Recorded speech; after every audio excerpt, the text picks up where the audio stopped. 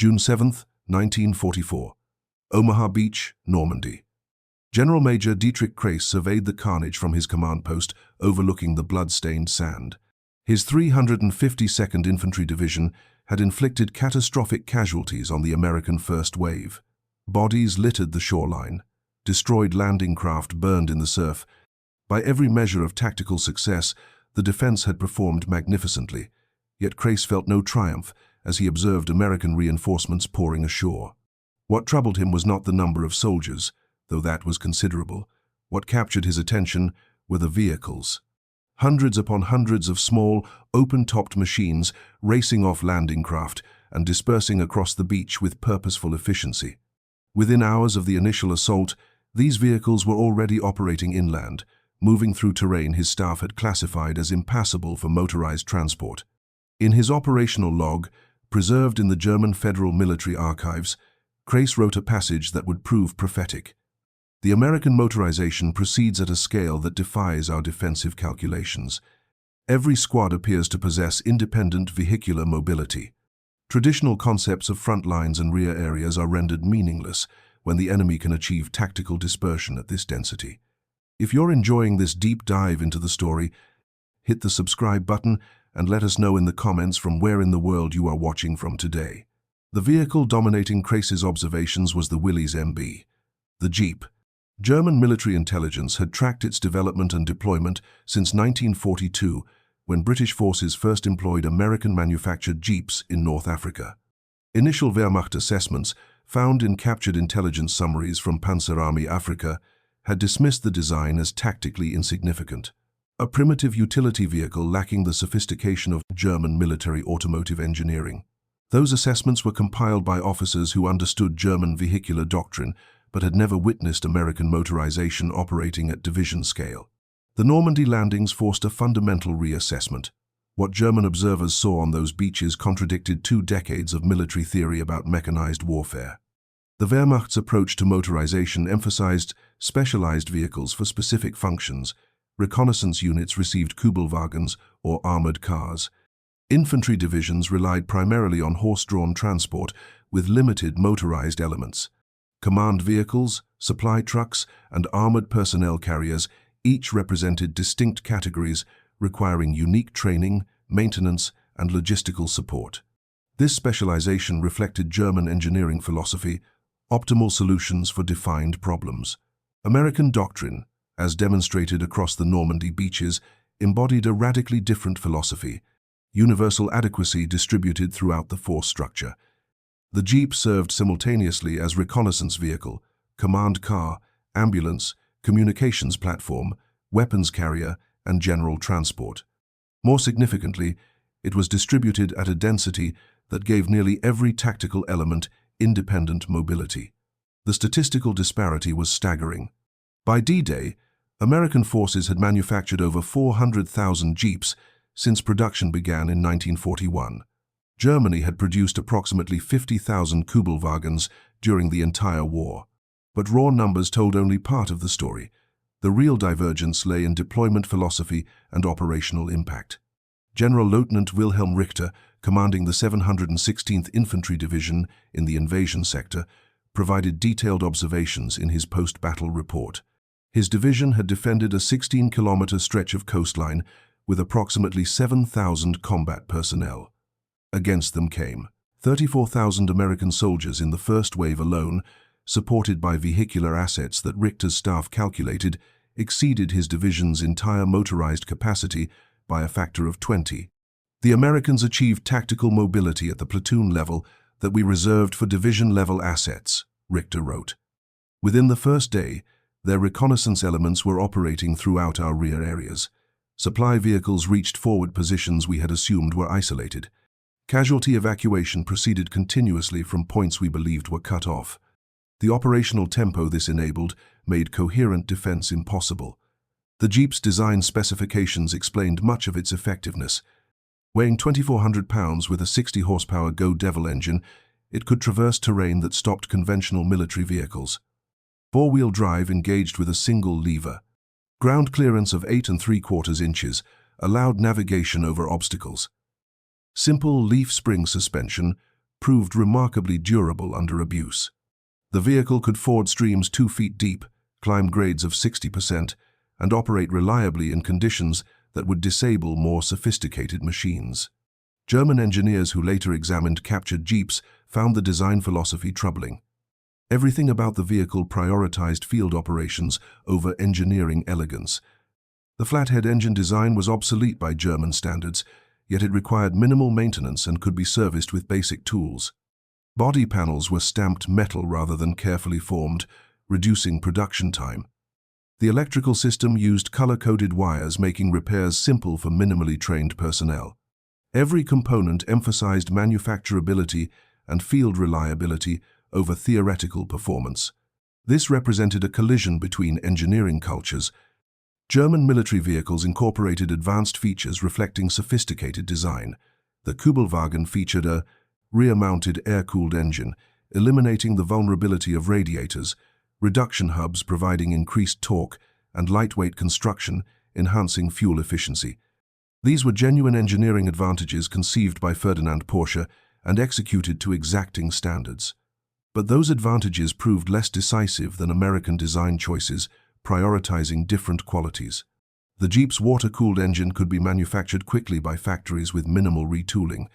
Its heavier construction absorbed battlefield damage better than lighter vehicles. The front engine layout simplified maintenance access. Four-wheel drive provided superior off-road capability despite the Kübelwagen's sophisticated suspension. Most critically, the Jeep was designed for mass production by semi-skilled workers using standardized components. Willys and Ford both manufactured identical vehicles from interchangeable parts. A transmission from a Willys Jeep fit perfectly in a Ford Jeep. This component commonality created logistical resilience unimaginable in German military operations, where dozens of vehicle types required unique spare parts inventories. Oberst Fritz Ziegelmann, Chief of Staff of the 352nd Infantry Division, spent the days following the invasion attempting to coordinate defensive operations against an enemy whose mobility defied traditional military planning. His after-action report, declassified in 1973, provided detailed analysis of how American motorization affected German defensive capabilities. Our doctrine assumes road-bound movement requiring predictable routes and timeframes, Ziegelmann wrote. American forces displayed no such constraints. Their reconnaissance elements appeared simultaneously across our entire defensive zone. Supply columns reached forward positions through paths we had not considered viable for vehicular traffic. Command elements relocated faster than our intelligence could track them. We were attempting linear defense against an enemy capable of operating throughout the battlefield's depth. The immediate tactical implications manifested in ways German commanders found deeply troubling. Traditional defensive doctrine relied on establishing strong points, controlling road networks. American forces simply bypassed strong points, using their abundant jeeps to find alternative routes through terrain Germans had dismissed as vehicle impassable. Positions that should have been secure found themselves outflanked not by complex maneuvers, but by small units independently navigating around obstacles. General Major Max Pemsel, Chief of Staff for 7th Army defending Normandy, observed these patterns developing across the entire invasion front. His daily situation reports to Army Group B headquarters documented growing recognition that German defensive doctrine was being systematically negated by American operational mobility. On June 9th, Pemsel reported, "Enemy forces demonstrate tactical flexibility impossible under our operational framework. Battalion-sized elements maneuver independently with organic transport. Reconnaissance operates continuously throughout our rear areas. Supply proceeds to forward positions regardless of tactical situation. This creates an operational tempo we cannot match with our available mobility assets." The contrast with German logistics was stark and humiliating. Most Wehrmacht divisions in Normandy relied heavily on horse-drawn transport. The 352nd Infantry Division possessed approximately 4,000 horses for moving supplies, artillery, and equipment. These animals required fodder, rest, and could move perhaps 30 kilometers daily under good conditions. They were vulnerable to artillery, air attack, and the chaos of modern combat. American divisions were completely motorized. Every supply requirement, every movement of personnel, Every repositioning of equipment proceeded at vehicular speed. A jeep could cover 100 kilometers in a few hours, operate in conditions horses found impassable, and required only fuel rather than fodder and rest. The operational tempo this enabled was revolutionary. Casualty evacuation illustrated the disparity vividly. German wounded were transported by horse-drawn ambulances when available, or remained at aid stations awaiting transport when horses were occupied with supply duties. The journey from frontline aid station to field hospital could take many hours, during which shock, blood loss, and infection often proved fatal. American wounded were evacuated in jeep ambulances that reached them within minutes of injury. These vehicles navigated directly to forward positions, loaded casualties, and reached surgical facilities, while German wounded were still waiting for horse-drawn transport to arrive. Medical statistics from Normandy revealed the impact. American wounded reaching surgical care within the golden hour had dramatically higher survival rates than Germans, whose evacuation took many hours. Oberstarst Helmut Doctor, Chief Medical Officer of the 716th Infantry Division, documented this disparity in his medical reports. American casualty evacuation proceeds with efficiency we cannot achieve. Their motorized ambulances reach forward aid stations regardless of tactical conditions. Our horse-drawn system requires secure routes and favorable conditions. The result is that American wounded receive definitive care hours before our casualties, significantly affecting survival rates. This has a profound impact on morale when soldiers recognize that enemy wounded receive better care than our own. Communication capabilities demonstrated similar advantages. German units relied primarily on landline communications, supplemented by radio at division and higher levels. American forces equipped even small units with radios carried in jeeps, creating mobile communication networks that maintained command and control despite fluid tactical situations. When German units attempted to establish defensive positions, American forces could coordinate responses within minutes through their vehicular radio networks, while German commanders often spent hours establishing landline communications or dispatching motorcycle messengers. The psychological impact on German defenders proved as significant as tactical effects. Soldiers accustomed to fighting enemies whose movements and capabilities they understood found themselves facing an opponent whose operational mobility rendered traditional defensive calculations meaningless. Positions that should have been secure were bypassed. Units that should have been isolated received supplies. Counterattacks that should have surprised the enemy encountered prepared defenses because American reconnaissance had identified German movements. General Feldmarschall Erwin Rommel, commanding Army Group B responsible for defending northern France, had encountered American motorization previously in North Africa. He understood its implications better than officers experiencing it for the first time in Normandy. His assessment, written on June 10th and preserved in captured German documents, was blunt. The American capacity for independent small unit operations, enabled by universal motorization, creates defensive problems we cannot solve with available forces. Every American squad possesses mobility we reserve for specialized units. They can probe our entire front simultaneously, concentrate rapidly against identified weaknesses, and disperse before we can respond effectively. Traditional defensive doctrine predicated on channeling enemy movement proves ineffective against forces that ignore roads and operate across terrain we considered vehicle impassable. Rommel had been advocating for months that Germany needed to prevent Allied landings at the beach, because once ashore with their vehicles and equipment, their mobility would make containing them impossible. The events following D-Day validated his assessment with brutal clarity. By June 12th, American forces had established a lodgement area, expanding daily despite determined German resistance. What troubled German commanders was not just the expansion but its character. American advances didn't follow predictable patterns. Units appeared in unexpected locations. Reconnaissance elements operated throughout areas German maps still showed as under their own control. Supply lines remained functional despite German attempts at interdiction. The intelligence section of the German 7th Army compiled detailed reports on captured American vehicles and equipment. These technical assessments, intended to identify vulnerabilities, instead documented capabilities that German forces couldn't match. A report from June 15th analyzed a captured jeep in exhaustive detail. Vehicle examination reveals design optimized for field operations rather than engineering sophistication. Engine design is simple, featuring side valve configuration obsolete by German standards. However, this simplicity enables rapid field maintenance.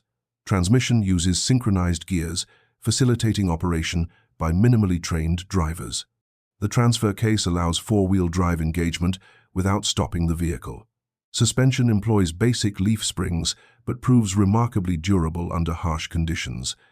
Body construction uses stamped panels, requiring minimal forming equipment for production. The report continued with observations that troubled its authors. The most significant finding is complete parts interchangeability. Every component examined matches exactly with components from other captured vehicles, regardless of manufacturer. This suggests production standardization at a scale incompatible with our manufacturing methods. Implications for enemy logistics are profound. Any damaged vehicle can be repaired using parts from any other vehicle. Maintenance requires no specialized training beyond basic mechanical knowledge. Parts inventory requirements are minimized through universal compatibility. This interchangeability represented a revolutionary approach to military logistics that German forces had never achieved. Wehrmacht units operated dozens of different vehicle types from various manufacturers, each requiring unique spare parts and specialized maintenance knowledge. American forces used standardized vehicles with universal parts, dramatically simplifying their logistics while increasing operational availability. If you find this story engaging, please take a moment to subscribe and enable notifications. It helps us continue producing in-depth content like this. The German officer corps gradually recognized that they were witnessing not merely superior resources, but a fundamentally different approach to mechanized warfare.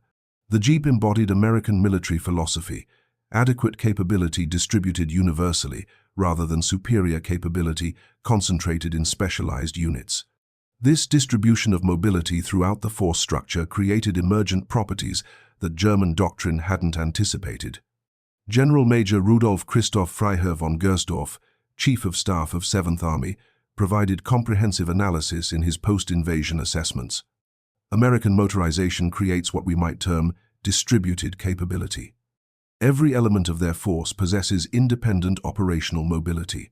This transforms tactical options available to their commanders. Traditional military planning assumes that moving significant forces requires time and creates vulnerabilities during movement. American forces move constantly, yet remain combat effective throughout. They can concentrate rapidly against identified weaknesses, then disperse before we can bring forces to bear. Von Gersdorf had studied military history extensively and recognized that what he was witnessing represented a fundamental evolution in warfare. The Americans have achieved what theorists have discussed, but no military has previously accomplished: true operational mobility at all organizational levels. Not just division-level mechanization, which we and they possess, but mobility distributed to squads and platoons. This changes warfare's basic mathematics. By mid-June, German forces in Normandy were fighting not just against superior numbers, but against an enemy whose operational methods they couldn't effectively counter with available resources. American units probed constantly, finding gaps and weaknesses in German defenses. When resistance proved strong, they bypassed it. When they identified weakness, they concentrated rapidly to exploit it. All of this proceeded at speeds German forces couldn't match. The Wehrmacht's attempts to counterattack illustrated the disparity. German armored divisions moving to attack American positions had to navigate roads under constant Allied air attack, while American reconnaissance tracked their movements. By the time German forces reached their attack positions, American units had repositioned to meet them, supplied with ammunition, and supported by artillery that had displaced forward, using vehicles to move faster than German infantry could march. General Feldmarschall Gerd von Rundstedt, Commander-in-Chief West, received daily reports from Normandy that painted an increasingly troubling picture. Von Rundstedt was a career officer who had commanded at the highest levels since World War I. He understood military operations with a professional clarity that cut through propaganda and wishful thinking. What the reports from Normandy revealed forced him to conclusions he found deeply unwelcome. On June 18th, von Rundstedt drafted a situation assessment for the Wehrmacht High Command that was remarkable for its bluntness. The enemy's material superiority, particularly in vehicular mobility, creates operational conditions against which traditional defensive methods prove inadequate. American forces operate with a tempo and flexibility that our current force structure cannot match. Every American infantry division possesses more organic transport than our panzer divisions. This disparity in mobility translates directly to tactical initiative that we cannot regain through superior tactics or soldier quality. The report continued with specific examples. Enemy reconnaissance operates continuously throughout areas nominally under our control. Their supply system functions regardless of tactical situation, delivering ammunition and fuel to forward positions we believe isolated. Casualty evacuation proceeds at speeds that preserve lives our medical system would lose. Command elements relocate with such frequency that targeting them proves nearly impossible. Most significantly, enemy forces demonstrate capacity to concentrate rapidly against identified weaknesses, then disperse before we can respond effectively. Von Rundstedt's assessment concluded with an observation that amounted to strategic prophecy. In fact, if current trends continue, containing the invasion becomes mathematically impossible. Enemy expansion rate exceeds our capacity to establish defensive positions. Their mobility allows them to bypass strong points we establish, outflank positions we prepare, and generally operate throughout the battlefield's depth in ways our doctrine does not address. Without dramatic increase in our own mobility or equally dramatic decrease in enemy capabilities, the outcome in France appears predetermined. This was not defeatism, but clear-eyed military analysis from one of Germany's most experienced commanders. Von Rundstedt understood that acknowledging uncomfortable truths served better than maintaining comforting illusions. The Americans had created a form of warfare that German resources and doctrine couldn't effectively counter. At tactical level, German unit commanders witnessed daily examples of how American motorization translated to battlefield advantage. Oberst Ernst Goth, commanding the 914th Grenadier Regiment, kept detailed notes on American operations against his positions near Carentan. His observations, preserved in regimental records, documented the grinding reality of fighting an opponent with overwhelming mobility advantages. American reconnaissance appears everywhere simultaneously. Goth wrote on June 20th, "We established defensive positions covering likely avenues of approach, only to discover enemy forces have identified alternative routes we did not consider viable for vehicles. Their jeeps traversed terrain we classified as impassable. They ford streams we expected would channel their movement. They climbed slopes we believed would require dismounted infantry. The result is that we cannot effectively predict or channel their operations." Goth described a specific engagement that illustrated the problem. His regiment had prepared defensive positions covering the main roads approaching their sector. American forces conducted reconnaissance throughout the area, using jeeps that operated cross-country, identified the prepared defenses, and simply bypassed them using farm tracks and fields. By the time Goth's forces recognized the bypass, American infantry was attacking their flank from positions that should have required hours of movement to reach. "We repositioned forces to counter the flanking attack," Goth continued. "This required several hours because our movement proceeds primarily on foot. Before we could establish new positions, American forces had already probed elsewhere, identified our redeployment, and shifted their own attack to exploit gaps we created. They observe our movements and respond faster than we can complete tactical adjustments. This creates a cycle where we are perpetually reacting to their initiatives rather than imposing our will on the engagement. The psychological toll of this constant tactical disadvantage was significant. German soldiers were trained, experienced, and capable. They understood tactics and executed their missions with professional competence. But increasingly they recognized that competence couldn't overcome systematic disadvantages in mobility and tempo. Fighting an enemy who could move faster, observe better, and respond more quickly created cumulative stress that eroded unit effectiveness. Lieutenant Hans Schäfer, a platoon leader in the 352nd Infantry Division, described the experience in letters home that were later captured. "We establish positions and prepare for defense. Then American reconnaissance jeeps appear, moving too quickly to engage effectively. Within hours, their artillery begins ranging on our positions, with accuracy suggesting detailed observation. Before we could respond, their infantry attacked from directions we didn't anticipate, because we didn't believe vehicles could reach those positions. We fight them off, but at cost. Then the process repeats. They probe constantly, attack when they identify weakness, and disappear when we concentrate forces. We cannot rest. We cannot predict their movements. We simply react to initiatives we don't see coming. This perpetual reaction to American initiatives reversed the normal dynamics of defensive warfare. Defenders typically held advantages in prepared positions, forcing attackers to assault at disadvantage. But when defenders couldn't predict where attacks would develop, couldn't respond faster than attackers, could shift focus, and couldn't maintain awareness of enemy dispositions, those traditional advantages disappeared. The Jeep enabled this reversal through capabilities German forces couldn't match. American reconnaissance units equipped with Jeeps operated in teams of 2 to 4 vehicles, each carrying radios.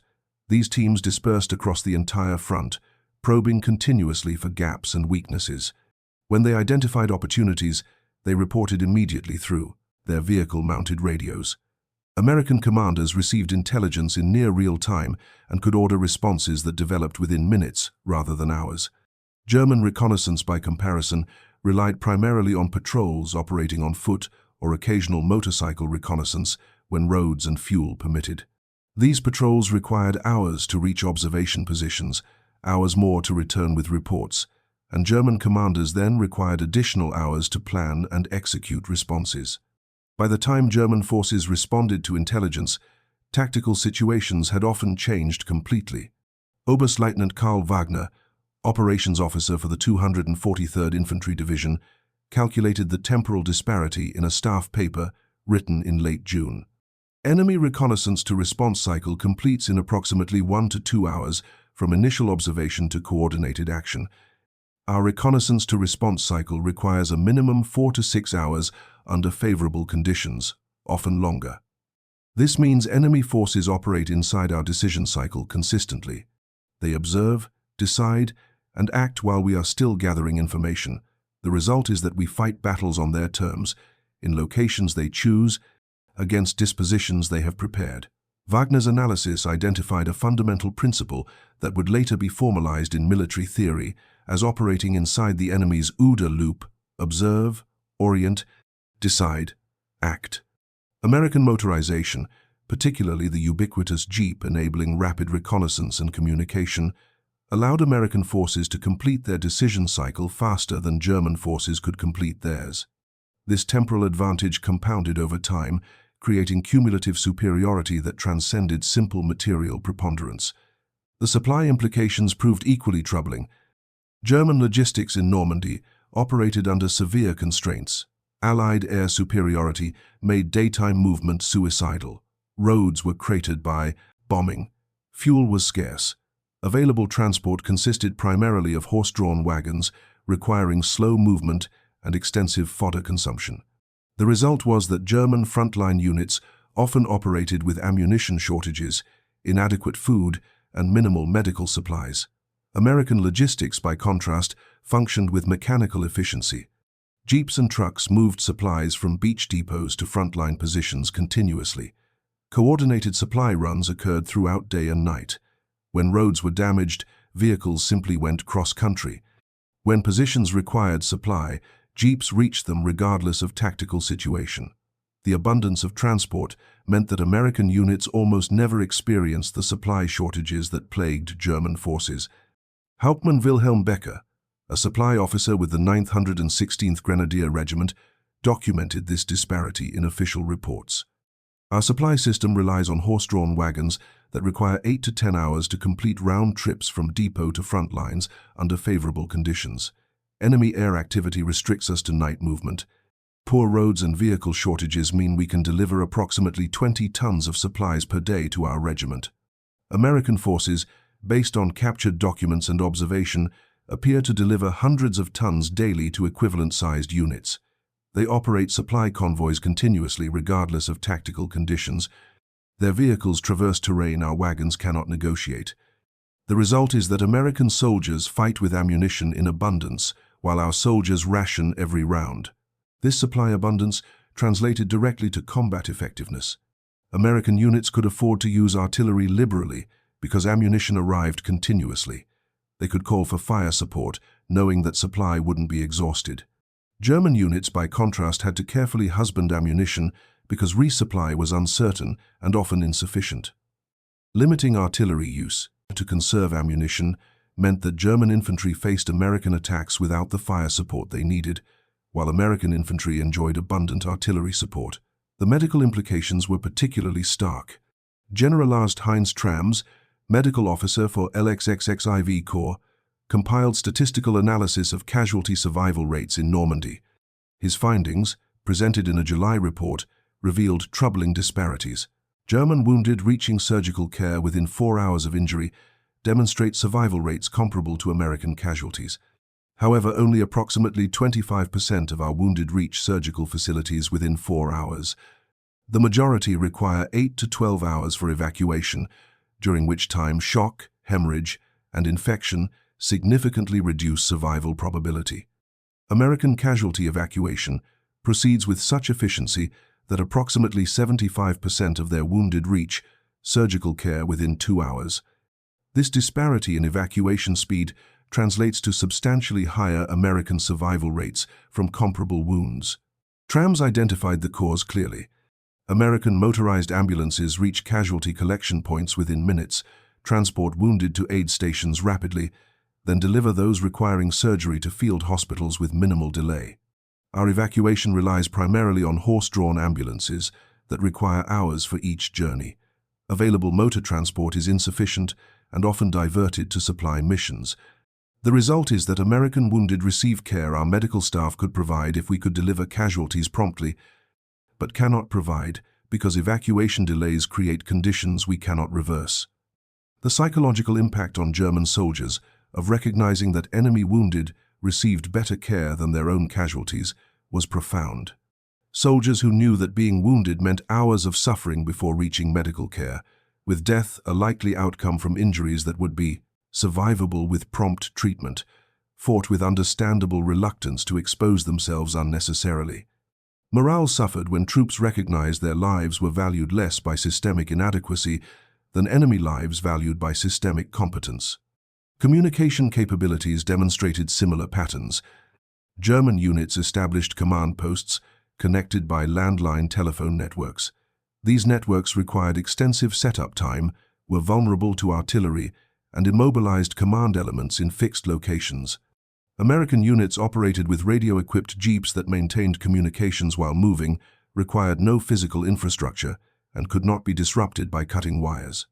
Oberst Heinrich Wierbig, commanding the 1015th Grenadier Regiment, described the tactical implications. American command elements relocate frequently, maintaining control through radio communications in their vehicles. We cannot target their command posts effectively because they do not remain in fixed locations long enough for our intelligence to identify and engage them. Meanwhile, our command posts require landline networks that take hours to establish and must remain stationary once established. American artillery targets our command posts with troubling accuracy, suggesting their reconnaissance identifies our installations and communications infrastructure readily. The pattern repeated across every aspect of operations. Where German forces relied on fixed infrastructure, time-consuming procedures, and limited mobility, American forces operated with portable equipment, rapid procedures, and universal mobility. Each individual advantage seemed modest. Collectively, they created systematic superiority that overwhelmed German tactical competence.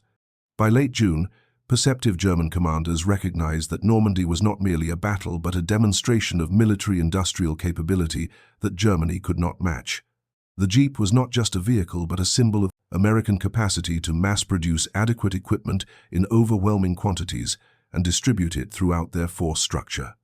General Lieutenant Fritz Bayerlein, commanding Panzer Lehr Division, one of Germany's elite armored formations, provided bitter assessment after his division was decimated, attempting to counterattack American positions. Panzer Lehr had been a showcase unit, equipped with the Wehrmacht's best tanks, manned by experienced personnel, and considered among Germany's most capable divisions. American firepower and mobility destroyed it. We moved to attack positions under constant air attack, Bayerlein reported on July 10th. Enemy reconnaissance tracked our movement continuously. We could see their observation aircraft and their ground reconnaissance vehicles operating throughout areas we transited. When we reached attack positions, American forces had redeployed to meet us. They knew our strength, our composition, and our objectives before we attacked. During the assault, their artillery delivered fire with accuracy suggesting detailed prior reconnaissance. Their infantry fought from prepared positions they had occupied hours before our arrival. We achieved local penetrations, but could not exploit them because American reserves arrived faster than we could advance. Bayerlein's account continued with details that illuminated American mobility advantages. American reinforcements arrived in trucks and their ubiquitous jeeps, moving cross-country at speeds we could not match with our half-tracks and heavy vehicles. They concentrated forces faster than we could exploit gaps. When we threatened breakthrough, they repositioned anti-tank weapons, mounted on jeeps, to block our advance. These weapons arrived, engaged, and displaced before we could bring sufficient firepower to destroy them. The battle became a costly exercise where we expended irreplaceable personnel and equipment to achieve negligible territorial gain. The Battle of Saint-Lô in July demonstrated these patterns on a larger scale. American forces conducted a deliberate offensive against heavily defended German positions. The offensive succeeded not through any single dramatic breakthrough, but through relentless pressure enabled by mobility that German forces couldn't match. American units probed continuously, identified weaknesses, concentrated against them rapidly, and advanced incrementally but inexorably. German defenders fought competently, but competence proved insufficient against systematic advantages. American reconnaissance identified German positions in detail. American artillery engaged them with abundant ammunition. American infantry attacked with armor support that arrived rapidly when needed. When German forces counterattacked, American reserves appeared to block them faster than seemed possible. The cumulative effect was a steady American advance that German resistance delayed but could not halt. General Major Rudolf Christoph Freiherr von Gersdorff observed the battle and drew strategic conclusions. We are witnessing not merely tactical defeat, but demonstration of systematic superiority. The Americans have created integrated systems reconnaissance, communication, supply, medical evacuation, fire support, where every element operates at a tempo we cannot match. Their jeeps enable this integration by providing a universal mobility platform. Every function proceeds at vehicular speed. The result is that their entire force structure operates faster than ours at every level. Von Gersdorff's analysis penetrated philosophical foundations. We Germans approached mechanization by creating specialized vehicles for specific functions, reconnaissance vehicles, command cars, supply trucks, each optimized for particular roles. The Americans created one vehicle adequate for multiple roles and produced it in quantities that allow universal distribution. Our approach seems more sophisticated. Theirs proves more effective. In warfare, adequate capability distributed everywhere defeats superior capability concentrated in specialized units. This recognition spread through the German officer corps in Normandy during July and August. The Americans had not merely outproduced Germany, though they had done that decisively. They had implemented a fundamentally different approach to mechanized warfare that rendered German doctrine obsolescent. Traditional concepts of front lines, rear areas, strong points, and defensive positions assumed an enemy whose movement could be channeled and predicted. American forces moved too freely and too quickly for such assumptions to hold. By late July, German forces in Normandy faced encirclement as Operation Cobra broke through their lines. The subsequent American breakout demonstrated mobility warfare on a scale that Wehrmacht theorists had discussed but never achieved.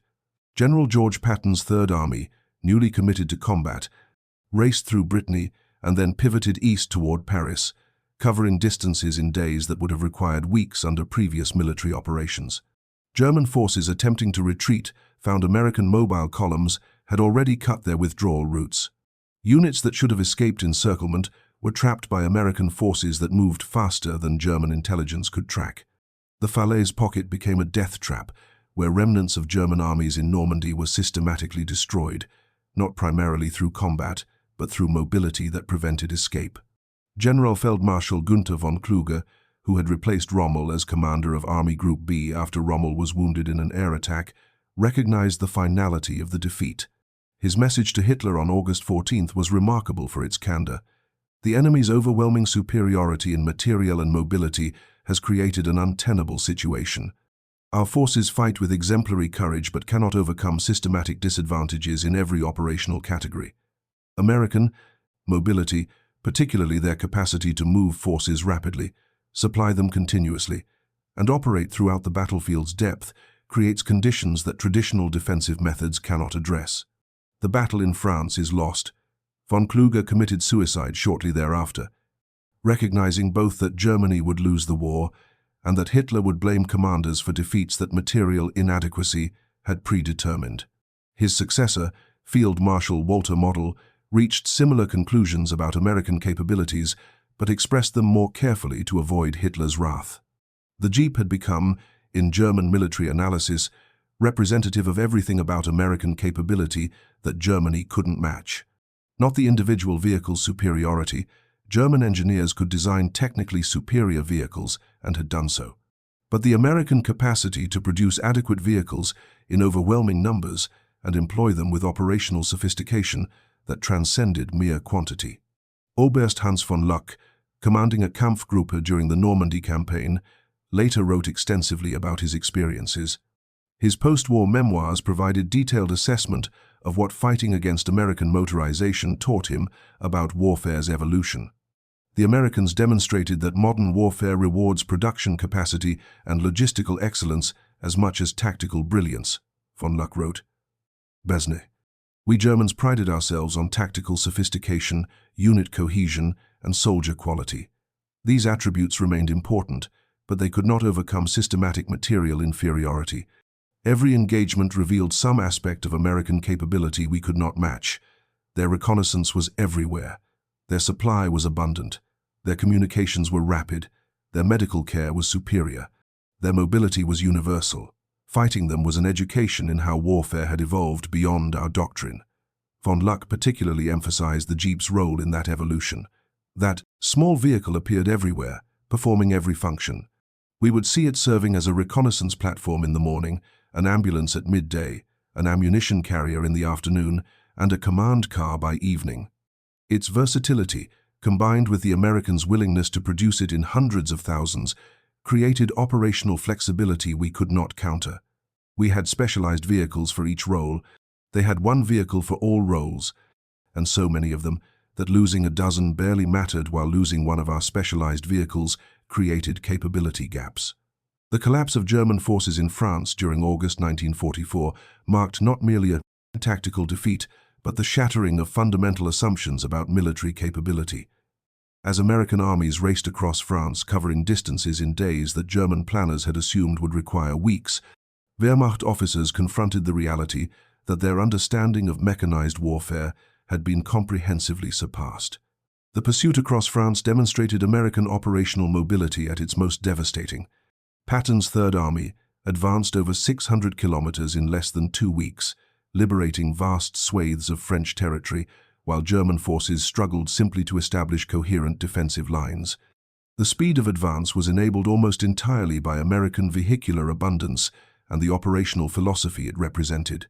General Major Elfelt, commanding the 275th Infantry Division during the retreat, documented the experience in reports that captured the helplessness of forces outmatched in mobility. American reconnaissance elements appeared in towns we had just evacuated, sometimes arriving before our rear guards had cleared the area. Their mobility allowed them to bypass resistance, race ahead to seize bridges and road junctions, and establish blocking positions that turned organized retreats into chaotic routes. We could not move faster than they could pursue. We could not establish defenses before they arrived. We could not coordinate withdrawals because their reconnaissance observed our movements and their mobile forces intercepted our routes. The statistics told a brutal story. The Third Army consumed over 400,000 gallons of fuel daily to sustain its advance. This represented more petroleum than Germany's entire Western Front received in a week. The Americans burned fuel liberally because they had it in abundance, using mobility as a weapon that annihilated German forces through operational tempo rather than direct combat. German forces retreating through France found themselves constantly outpaced by American columns that operated day and night. Traditional military wisdom held that armies needed rest, that vehicles required maintenance, that logistics limited operational tempo. American forces seemed to acknowledge no such limitations. Columns of jeeps, trucks, and tanks rolled continuously, maintaining pressure that gave German forces no time to rest, reorganize, or establish prepared positions. Oberst Kurt Kaufmann, operations officer for LXVI Corps, analyzed the pursuit in a staff paper written in September after German forces reached defensive positions along Germany's western border. His assessment attempted to quantify what had gone wrong and why German forces proved incapable of conducting effective delay operations. Espinus, the enemy possesses approximately 5 times our vehicular mobility, Kaufmann calculated. This ratio means that for every kilometer we can move, they can move 5. For every hour we require to relocate, they require 12 minutes. This mobility differential translates to systematic operational superiority. We cannot establish defensive positions before they arrive. We cannot withdraw from threatened positions before they envelop us. We cannot maneuver forces to threaten sectors before they exploit gaps. The mathematics are inexorable. Superior mobility, multiplied by adequate combat, power defeats inferior mobility, regardless of tactical skill. Kaufmann's paper included detailed analysis of specific engagements during the retreat. In one instance, his corps attempted to establish a defensive line along the Seine River. The plan required moving 3 divisions into positions covering likely crossing points, a movement calculated to require 36 hours using available transport. American reconnaissance identified the movement within hours of initiation. American mobile columns bypassed German forces still moving into position, seized crossing sites the Germans were advancing to defend, and established bridgeheads before German forces completed their deployment. We planned competently according to traditional military science, Kaufmann wrote. We allocated sufficient time for movement based on our capabilities. We positioned forces to control likely enemy avenues of approach.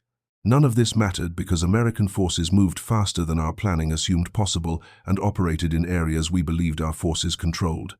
They were establishing bridgeheads before our defenders reached the positions they were supposed to defend. This represents not tactical failure but systematic inadequacy in mobility that no amount of tactical competence can overcome. The jeep's role in this operational mobility extended beyond simple transport. American forces used jeeps to create what later military theorists would term reconnaissance strike complexes. Small teams, equipped with jeeps, radios, and light weapons operated far ahead of main forces, identifying German positions, calling in artillery fire or airstrikes, and bypassing resistance to seize key terrain. When German forces attempted to counterattack these reconnaissance elements, they found that jeep-mounted troops could disperse and relocate faster than German forces could coordinate responses. Lieutenant Josef Schreiber, commanding a reconnaissance platoon in Dielis, the 17th SS Panzergrenadier Division, described encountering American reconnaissance operations during the retreat through France. We established an observation post overlooking a crossroads we believed was in our rear area. Within hours, American jeeps appeared, 4 vehicles carrying perhaps 12 soldiers. They dismounted, examined the terrain, and departed before we could call for support to engage them. Shortly thereafter, American artillery began ranging on our positions with concerning accuracy. When we attempted to relocate, American fighter bombers attacked us on roads we had considered secure. The Americans had obviously reported our position, coordinates, and likely withdrawal routes. Schreiber continued with an account that illustrated American operational integration. Later that day, we observed American convoys moving through terrain we had believed we controlled. Jeeps mounting machine guns provided security. Trucks carried supplies and infantry. The entire column moved at speed, perhaps 50 kilometers per hour, on roads we were using ourselves hours earlier. They appeared to operate with complete confidence that their reconnaissance had cleared the routes. When we attempted to ambush one convoy, the security jeeps engaged us immediately while the trucks dispersed off-road and infantry dismounted to flank our position. We withdrew, having achieved nothing except confirming that American forces operated throughout areas nominally under our control. These accounts, repeated throughout German after-action reports from France, documented a fundamental shift in warfare's character. The Americans had achieved what theorists called operational maneuver, the ability to move forces rapidly throughout the operational area, concentrating against weakness and dispersing before strength. This capability derived not from any single technological advantage, but from systematic mobility that the Jeep exemplified. By September 1944, as American forces reached Germany's border, Wehrmacht intelligence had compiled comprehensive assessments of American mechanization. These studies, preserved in German military archives, represented attempts to understand how American mobility had achieved such decisive effects and whether German forces could develop countermeasures. One detailed study produced by the Wehrmacht operations staff in September examined comparative mobility statistics. The findings were damning. An average American infantry division possessed approximately 2,300 vehicles of all types. A German infantry division possessed approximately 600 motor vehicles, supplemented by thousands of horses. The Americans had nearly 4 times as many vehicles, and their vehicles were standardized types, requiring common parts and maintenance procedures, while German vehicles represented dozens of different types from various manufacturers. This disparity in motorization creates capability differences at every operational level, the study concluded. American divisions can move entirely by motor transport, relocating 50 to 100 kilometers in a single day. German divisions require multiple days to move similar distances due to dependence on horse-drawn transport. American units maintain higher operational tempo, respond to tactical developments faster, and sustain operations longer because their supply systems function at vehicular speed while ours operate at walking pace. The study attempted to calculate what resources Germany would require to match American motorization levels. The numbers proved impossible. Matching American vehicle production would require commandeering Germany's entire remaining industrial capacity, including all factories currently producing weapons, ammunition, and other military equipment. Even if such commandeering were attempted, Germany lacked the rubber, petroleum, and steel necessary to build vehicles at American scales. The conclusion was inescapable. Germany could not achieve mobility parity with American forces through any feasible industrial effort.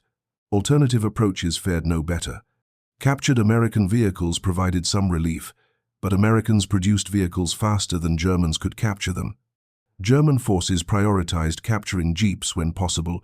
Orders circulated offering decorations and leave for soldiers who delivered functioning jeeps to collection points, but the trickle of captured vehicles could not meaningfully address systematic shortages.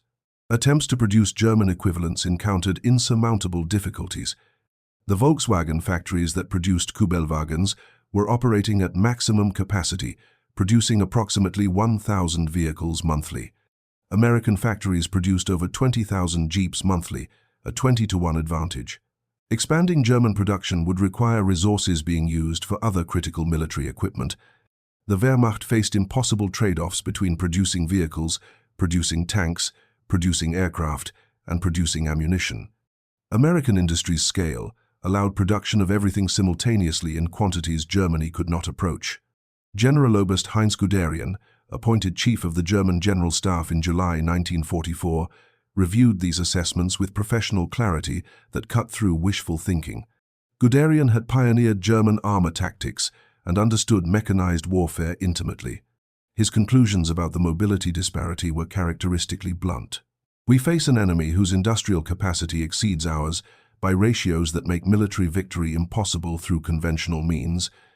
Guderian wrote in a September memorandum to Hitler, American motor vehicle production alone surpasses our total military production across all categories.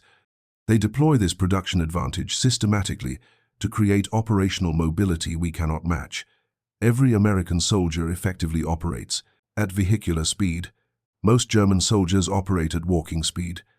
This fundamental disparity in operational tempo means we fight at systematic disadvantage regardless of tactical circumstances.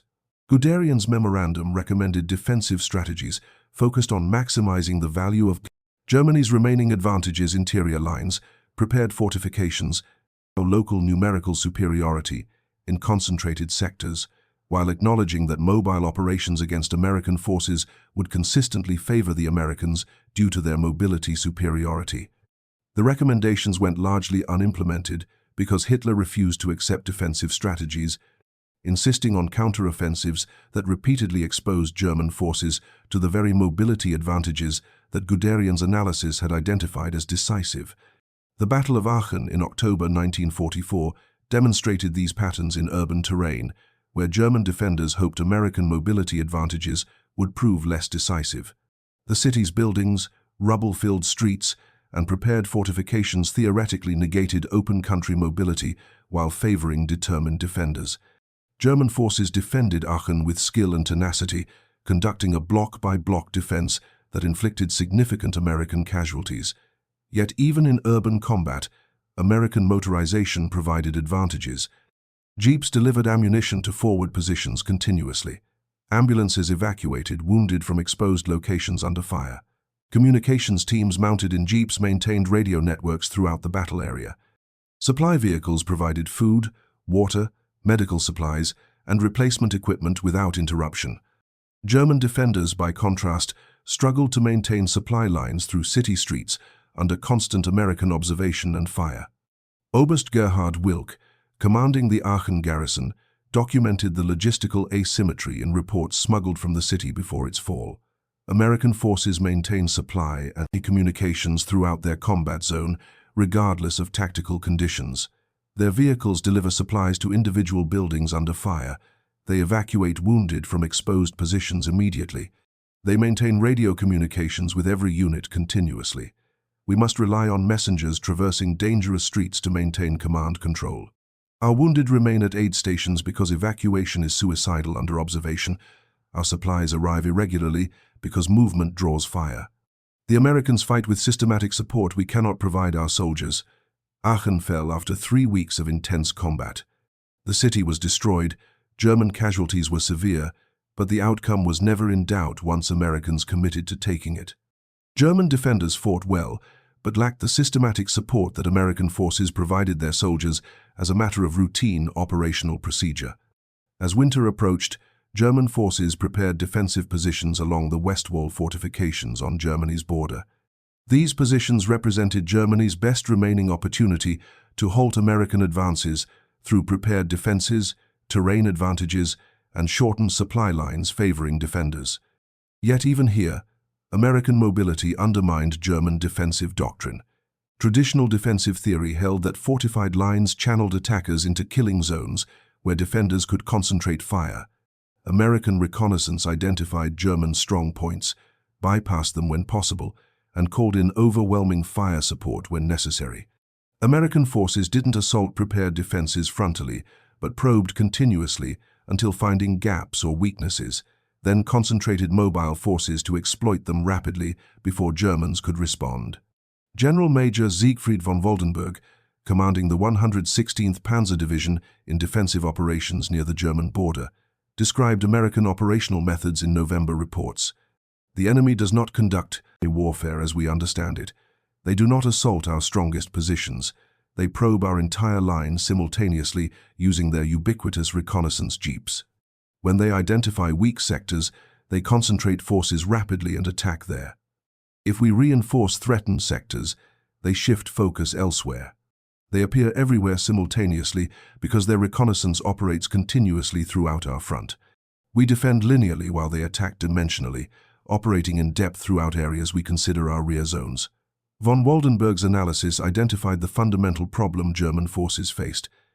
Linear defense required defenders to man continuous lines, spreading forces evenly to prevent penetration. American mobility allowed concentration of superior combat power at chosen points faster than Germans could reinforce threatened sectors. Once penetrated, linear defenses became envelopments as American mobile forces exploited breakthroughs to attack German positions from flanks and rear. We require hours to relocate forces from quiet sectors to threatened areas, von Woldenberg explained. Americans accomplish equivalent movements in minutes using their abundant transport. By the time we concentrate forces to meet a threat, Americans have either achieved breakthrough or shifted their attack elsewhere.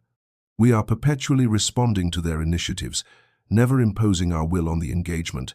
This is not a failure of command or soldier quality. It is systematic inadequacy in mobility that permits no solution with available resources. The Ardennes offensive in December 1944 represented Germany's final attempt to achieve operational success in the West through surprise and concentrated force. The offensive initially achieved tactical surprise and local successes, but American operational mobility proved decisive in containing and then reversing German gains. German planning for the offensive acknowledged American mobility as the critical factor determining success or failure. The operational plan called for rapid advance to seize American fuel dumps, recognizing that German forces lacked sufficient fuel to sustain offensive operations without capturing enemy supplies. This requirement that German forces needed to capture American fuel to continue attacking revealed the desperation underlying the offensive. The operation's first days saw German forces achieve penetrations of American lines and advance toward objectives. But the American response demonstrated exactly the mobility advantages that German analysis had identified as decisive. American forces relocated divisions to threatened sectors in days rather than the weeks German planning had assumed. Jeeps and trucks moved tens of thousands of soldiers and their equipment rapidly to establish defensive positions, blocking German advance routes. Supply convoys kept American defenders supplied with ammunition despite fluid tactical situations. General Lieutenant Fritz Bayerlein, again commanding Panzer Lehr Division during the offensive, experienced American mobility from the attacking side. His division advanced initially against light resistance, but soon encountered American forces that had relocated from distant sectors to block his advance. "We achieved surprise and advanced rapidly on the first day," Bayerlein reported. By the second day, American resistance stiffened noticeably. By the third day, we faced prepared defenses manned by units that had been located hundreds of kilometers away when we began the attack.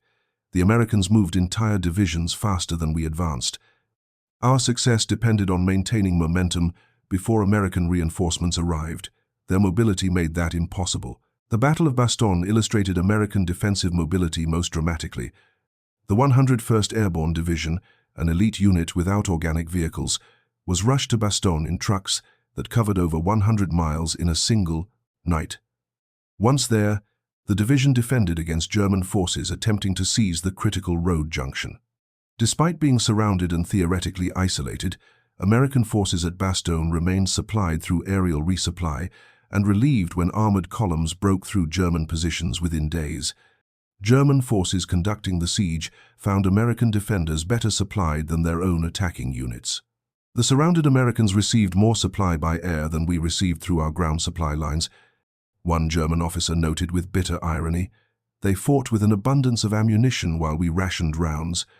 When their relief columns arrived, they broke our encirclement faster than we established it." American mobility operated in three dimensions, ground and air, while we struggled to maintain even ground logistics. The offensive's failure by January 1945 eliminated Germany's last mobile reserves and exposed German forces to American counteroffensives that would drive into Germany itself. More significantly, the offensive had demonstrated conclusively that even with surprise, favorable terrain, and concentrated force, German operations could not overcome American mobility advantages. In the war's final months, as American forces crossed the Rhine and drove into Germany's heartland, the mobility differential that had characterized operations since Normandy reached its culmination. American forces advanced on broad fronts, bypassing resistance, seizing cities and industrial areas before German forces could organize coherent defenses. The pursuit across Germany replicated the pursuit across France, but at even greater speed, because German forces lacked the strength to conduct delaying operations effectively. Generaloberst Alfred Jodl, Chief of Operations Staff for the Wehrmacht High Command, provided post-war testimony that acknowledged what German commanders had recognized during the campaigns. "The Americans defeated us through systematic superiority in every category of military capability. Their industrial production, their logistics, their mobility, their firepower all exceeded ours by margins that made German military excellence irrelevant." The Jeep symbolized this superiority because it represented their philosophy, adequate capability produced in overwhelming quantity and distributed throughout their force structure. We built specialized excellence. They built universal adequacy. In total war, their approach proved decisive. The Jeep had transported American forces from the Normandy beaches to Germany's heartland in less than a year. It had carried reconnaissance teams, delivered supplies, evacuated wounded, mounted weapons, provided communications, and performed countless other roles. Over 600,000 Jeeps had been produced by war's end. They equipped not just American forces but British, French, Soviet, and other Allied armies. They operated on every front, in every climate, performing every mission that required vehicular mobility. German generals who had initially dismissed the Jeep as a primitive utility vehicle of no tactical significance ended the war desperately trying to capture them, respectfully analyzing them, and ultimately acknowledging that this simple vehicle had embodied the industrial and operational philosophy that defeated them. The transformation from mockery to admiration to acknowledgement of defeat traced Germany's experience fighting against American material preponderance. When German forces surrendered in May 1945, American jeeps carried occupation troops into German cities. Former Wehrmacht officers watched American vehicles, jeeps, trucks, tanks moving through streets with the abundance and casual efficiency that characterized American operations throughout the war. The contrast with Germany's depleted forces, its ruined cities, its exhausted population, could not have been starker. The Jeep had conquered 2 continents, not through superior engineering, but through embodying a military-industrial philosophy that outmatched German capability comprehensively.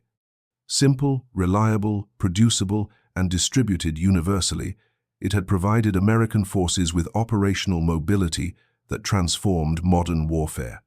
German generals had learned this lesson through painful experience, watching their armies defeated not by superior tactics or soldier quality, but by systematic advantages in production and logistics that the Jeep represented perfectly.